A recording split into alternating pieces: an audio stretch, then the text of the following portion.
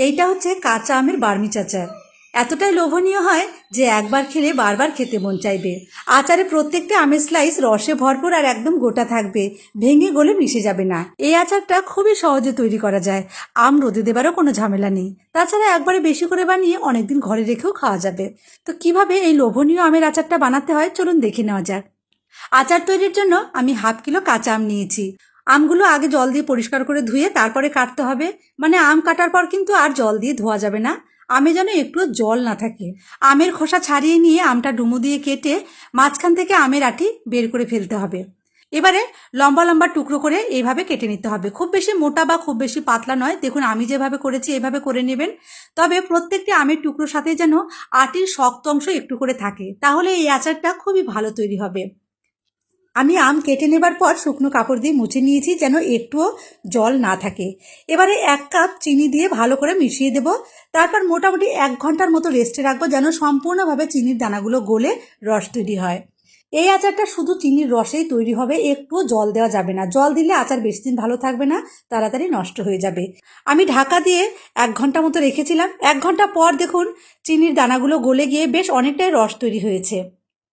আর চিনির পরিমাণটা কিন্তু কম বেশি লাগতে পারে। আম কাটার সময় কাঁচা আম একটু খেয়ে দেখে নেবেন কতটা টক আছে, সেটা বুঝে চিনি দেবেন।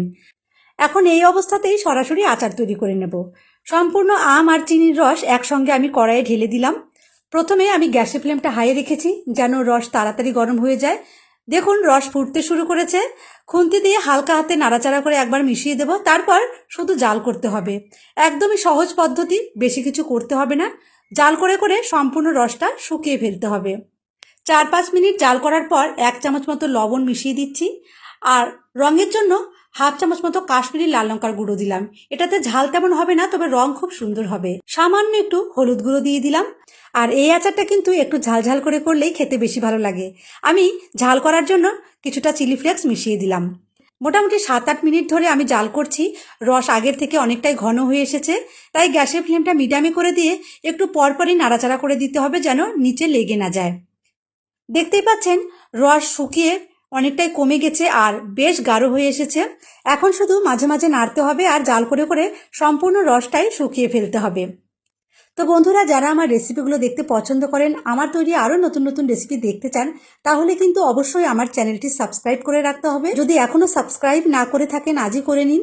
আর রেসিপির নোটিফিকেশন পাওয়ার জন্য পাশের বেল আইকনটিও অবশ্যই অন করে রাখুন। দেখুন আম কিন্তু ভালোভাবে সেদ্ধ হয়ে গেছে, কিন্তু একটা আমের টুকরো ভাঙেনি, সবগুলো টুকরোই গোটা রয়েছে। আর আমগুলো দেখুন একদম ট্রান্সপারেন্ট দেখাচ্ছে, রসও বেশ আঠালো হয়ে গেছে। ঠিক এই সময় দিতে হবে একটি স্পেশাল মশলা।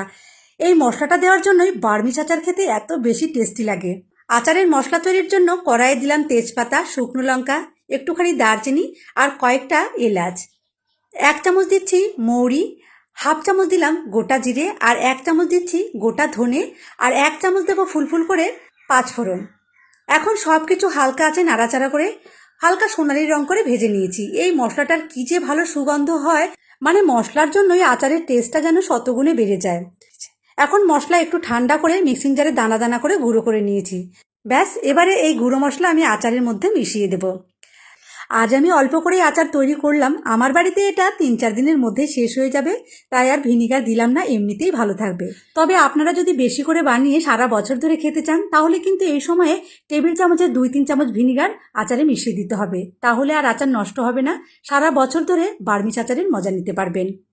তো দেখুন মশলা মিশিয়ে নেবার পর আমি আরও একটু জাল করেছি, রস একদম শুকিয়ে গেছে।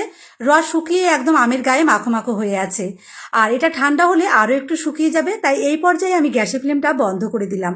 আমাদের টক ঝাল মিষ্টি বার্মিজ আচার একদম রেডি। আমি একটি সার্ভিং প্লেটে তুলে আপনাদের দেখাচ্ছি। প্রত্যেকটা আমের স্লাইস একদম রসে ভরপুর, আর এক্সট্রা করে কিন্তু রস নেই, সম্পূর্ণ রসটাই আমের সঙ্গে মেখে আছে। এই আচারটা ঠান্ডা হলেই দেখতে বেশি সুন্দর লাগে, এতটা ট্রান্সপারেন্ট হয়ে যায়, মনে হয় যেন আমগুলো এক একটা কাচের টুকরো। আর প্রত্যেকটা আমের স্লাইসই কিন্তু গোটা রয়েছে, একটাও ভাঙেনি। একেবারে রসে ভরপুর টক ঝাল মিষ্টি, খেতে দারুণ লাগে। তো বন্ধুরা, কেমন লাগলো আজকের রেসিপি কমেন্ট করে জানাবেন। যদি ভালো লাগে অবশ্যই শেয়ার করে দেবেন। ধন্যবাদ।